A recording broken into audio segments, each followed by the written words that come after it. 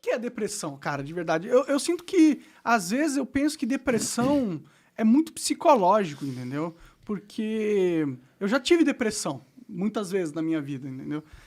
Posso até dizer que talvez o meu estado normal é meio depressivo, sabe? Mas eu não sou triste, tá ligado? Eu só não sou muito animado. Eu não tenho muito assim, tipo, as coisas não me dão mais tanto ânimo quanto dava antigamente. Isso é depressão? Cara, a depressão é um diagnóstico psiquiátrico que está na classe dos transtornos de humor. Então, existe uma modificação no seu humor, tá? Vamos diferenciar duas coisas importantes aqui. Existe uma coisa chamada de variação emocional e existe uma coisa chamada de variação de humor. A variação emocional, para ser didático para a galera, é como o tempo. Então, hoje está chovendo, amanhã pode estar sol, depois da manhã pode estar frio, depois calor.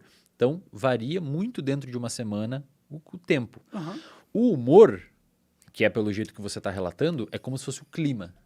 Então, no Brasil, um clima tropical. Você, talvez na sua vida, você tenha um humor mais deprimido. Sim. Isso é importante falar, Monark, porque a galera em casa muitas vezes fica 2 ou 3 dias muito mal e acha que tem depressão.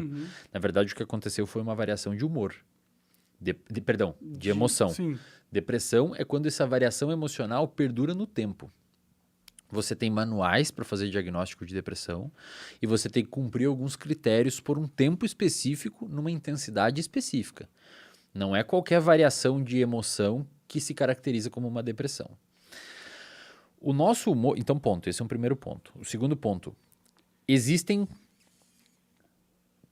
vários tipos de gradação de humor. Existe o humor eutímico, que é uma pessoa normal, uma pessoa com humor ok, normal. Existe o humor hipertímico, que é uma pessoa pra cima, então uma pessoa muito agitada, É o extrovertido, não? e o cara muito pra fora, quer sempre fazer, sempre tá com muita gente.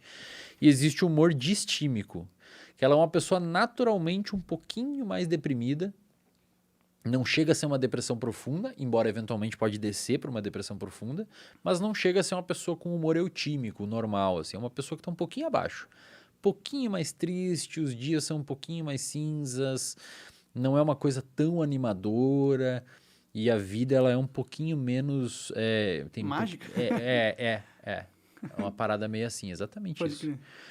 E aí o que acontece? Essa pessoa que tem um humor distímico, um pouquinho mais para baixo, ela está muito mais perto de descer para uma depressão. Então, eventualmente um estresse, eventualmente uma mudança agressiva em alguma coisa na vida, pode fazer com que a pessoa desça para a depressão. A pessoa que está hipertímica, que é muito agitada, ela está muito mais perto de abrir um quadro que a gente chama de hipomania, que é um quadro característico de um transtorno de humor também chamado transtorno bipolar, que a pessoa fica muito para fora. Então, compra mais, fala mais, a autoestima sobe, que pode ser, inclusive, danoso para a pessoa. A pessoa fica muito impulsiva, né, cara? Sim, sim. Vai muito para uso de substância, eventualmente fica agressiva, irritada, etc. Interessante. E aí, o que a gente sabe hoje? Para modificações no humor, não na emocionalidade, no humor.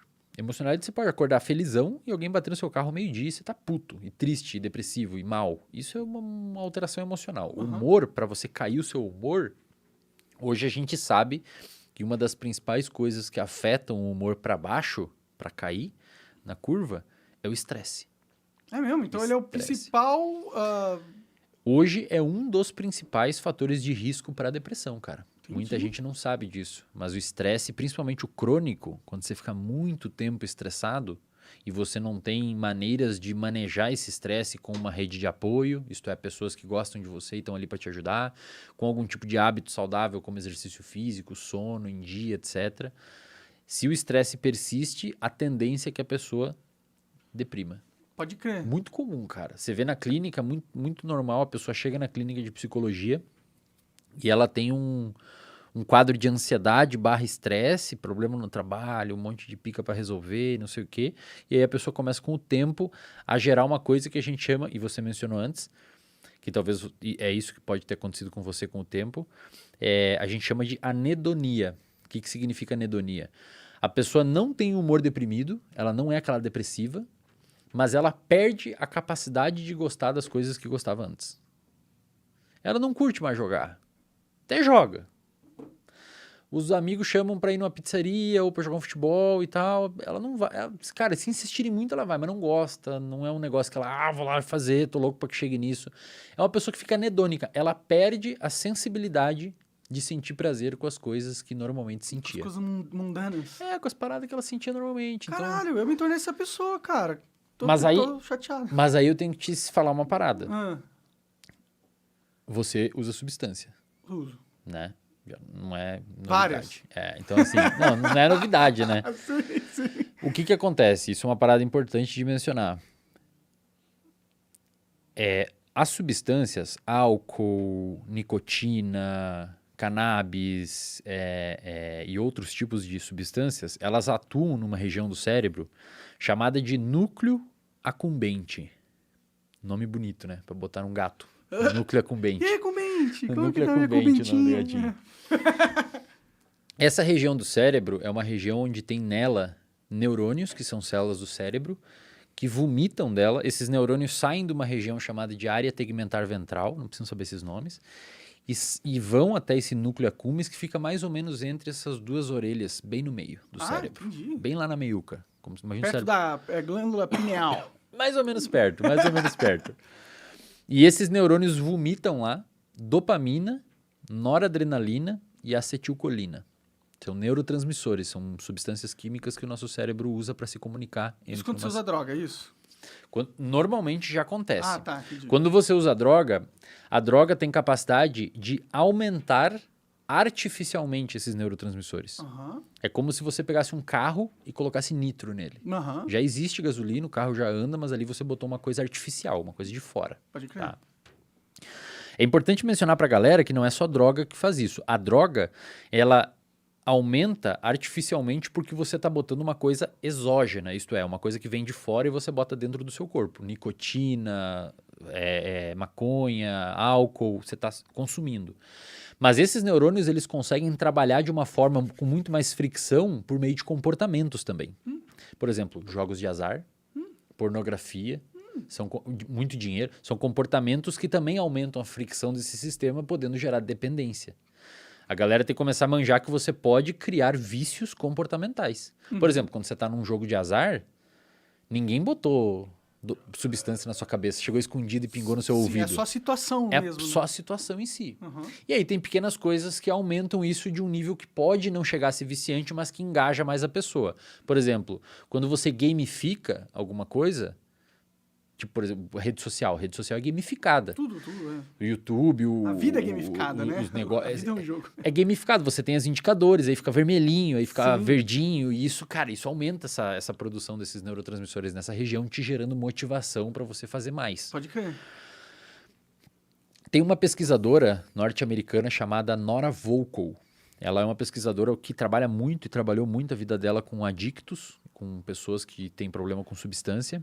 E essa pesquisadora estudou o cérebro dessa galera por meio de ressonância magnética funcional, exames de neuroimagem, e ela queria ver como que funcionavam esses circuitos em pessoas que usam substância. Primeiro ponto, para entender. No nosso cérebro, os nossos neurônios conversam por meio de sinapses. Talvez você já tenha ouvido falar esse termo. Sim. A sinapse ocorre de que choques forma? elétricos. Exato. Só que esse choque elétrico, ele é mediado por sinais químicos. Aham. Então você tem os neurotransmissores, que são químicos, e eles se traduzem em um choque elétrico. Porque tem uma movimentação de íons e esses íons têm cargas. É muito louco. O nosso cérebro, se eu botar um aparelho para medir eletricidade, eu vejo milivolts no seu cérebro. Igual na tomada, só que na tomada é volts. Entendi. Só que é muito menos. Pode crer. Porque tem íons lá e tal. Olha como que funciona uma sinapse básica. Você tem um neurônio pré-sináptico, você tem um neurônio pós-sináptico. Esse neurônio pré, ele vomita neurotransmissores e esses neurotransmissores se ligam em receptores aqui. E aí, uma vez que se ligam nesses receptores, eles abrem os receptores e entra íons. E aí, a transmissão é levada para frente.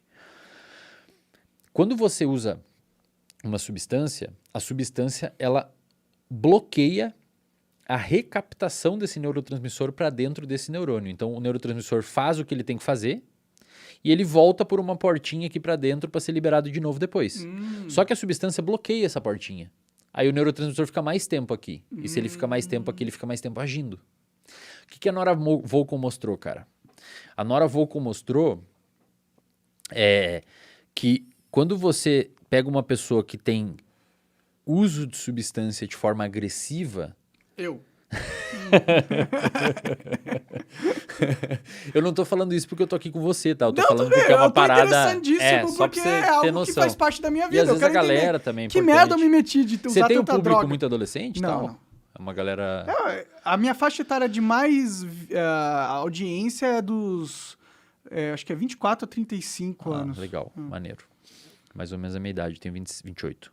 Ah. Então, assim, o que a Nora Volkow mostrou? É um estudo publicado numa revista chamada PNAS, uma das melhores dos Estados Unidos. Ela mostrou que quando você deixa muito neurotransmissor aqui, muito tempo aqui devido ao uso de substância ou algum comportamento, esses receptores que ficavam aqui, eles começam a ser internalizados. Eles criam um processo de resistência. Então, o que acontece? Se antes tinha 1, 2, 3, 4 receptor no neurônio pós-sináptico, número arbitrário, né? 4 receptor aqui, 2 entram para dentro, porque você está bombardeando muito ali com substância, que eles... Falei assim, isso aqui não tá natural. Tá demais, eu vou descer. Senão o cara vai ficar doidão o dia inteiro. E aí o que acontece? Sobram 2. Só que quando sobram 2, para passar essa informação na mesma intensidade, essa informação, eu digo, pode ser o barato, pode ser o hype, pode ser o sentimento de bem-estar. o sentimento de bem-estar, você vai precisar do quê? De uma dose maior. Aham. Então o seu cérebro vai falar, cara, manda mais porque tá pouco, porque você tem menos neurotransmissor. Sim, sim. Esse é um dos mecanismos neurobiológicos que explica a tolerância. Faz É por isso que você sentido. tem que cada vez Faz mais, sentido, mais. caralho. E tem um outro ponto, cara. Você me fala aí, meu, eu começo a entrar nesse assunto e eu fico animado aqui, eu não paro de Manda falar. ver, eu tô gostando pra caralho.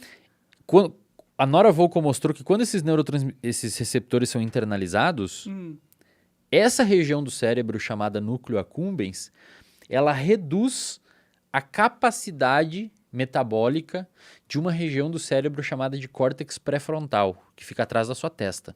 O que o córtex pré-frontal faz? Ele basicamente controla a sua impulsividade. Então ele faz você olhar a substância e fala não vou usar, e volta a fazer as suas coisas. Olha que sacanagem. A droga reduz os receptores, fazendo você querer mais ela E reduz a e sua reduz a sua resistência. freio e tira o seu freio. Caralho. Então você quer mais e você não consegue parar. Pode Esse ser. é, para quem nunca sabia como que uma tolerância é formada no cérebro, é exatamente assim. Faz sentido. E aí o que acontece, cara? Qual que é o problema, Monark? Olha que louco. Quando você reduz esses receptores, quando eles são internalizados, começa a sobrar menos, na ausência do uso da droga, você tem menos potência de gerar bem-estar. E aí você começa a ficar anedônico. Aham. Então nada mais te gera prazer a não ser o uso da substância. Caralho, eu sou essa pessoa, mano. Eu sou essa pessoa. Que eu fudi meu cérebro, velho. Que merda. E Mas- não volta nunca, não? Aí que tá. A gente não sabe, mas tem estudos em macacos, primatas não humanos, que o macaco ficou... É da mesma autora, da Nora Volkow. O macaco ficou 276 dias, se eu não me engano, em abstinência, sem uso da substância, e não voltou. Não Os voltou? receptores, mas daí era cocaína. Tá. Era coca. Entendi. E o macaco, se você dá a opção para o macaco se auto-administrar cocaína, ele se auto-administra. Ele gosta? Mas olha que louco. Faz sentido. Se ele for o macaco alfa, ele não se administra tanto. Sério? Porque ele já tem prazer em outras coisas. Ele é o primeiro que come, ele dorme melhor, ele escolhe faz as fêmeas. sentido. Então isso abre um leque para a gente pensar que quando você tem enriquecimentos no ambiente, então você tem uma boa rede de apoio, você tem bons amigos, tem um bom trabalho, você tem, sei lá, velho, você tem coisas que você gosta, você tem parques, você vai à academia, você tem um enriquecimento que a gente chama de ambiental. Tem uma boa vida, né? O ambiente é rico em estímulos, Sim. a tendência é que a droga não seja tão interessante. Pode crer. Os macacos a gente vê isso.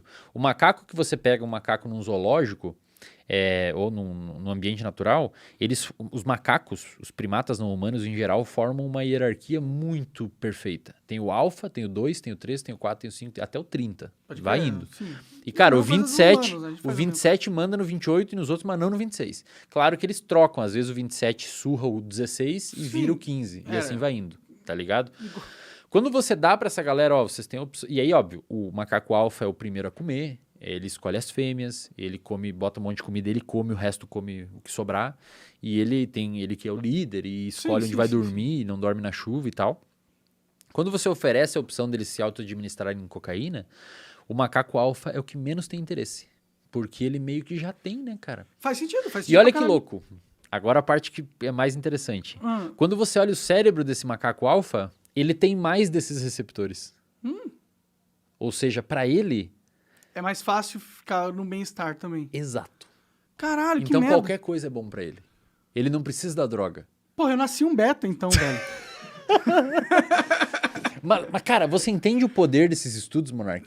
Eles explicam muita coisa legal, cara. Sim. Porque o que você vê que a pessoa que começa a usar muita substância, ela começa a perder o interesse nas paradas, cara. É verdade. Assim, não é muita coisa que antes era legal. No jantar de família se eu posso só... Imagina qual é a graça de ir numa academia pro cara que usa uma droga muito pesada. Não tem graça nenhuma, velho. É monótono, O jantar em família não tem graça, os amigos perdem a graça, aí a pessoa começa a ter prejuízo social e tal. Sim.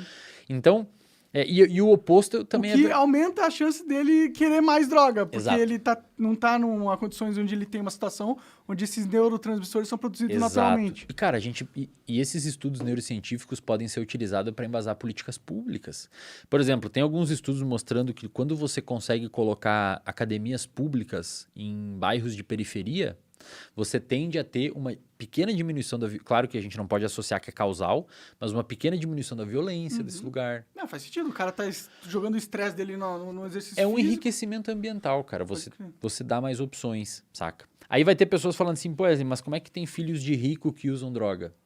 Mas aí existem outros fatores. Às vezes a droga é valorizada no contexto onde ele tá. Só porque o cara é filho de rico não quer dizer que ele tem uma vida boa. Exato, né? perfeito. Às vezes os pais tão atarefados que não estão nem aí pro cara. Sim. Então eu acho muito foda, cara, porque quando você vê, o estudo em humanos mostra que quem usa muita substância reduz esses receptores, gerando uma tolerância e uma busca cada vez mais por prazer. E quando você olha em macacos, aquele macaco que precisa de menos substância, que quer menos substância, ele tem mais receptores.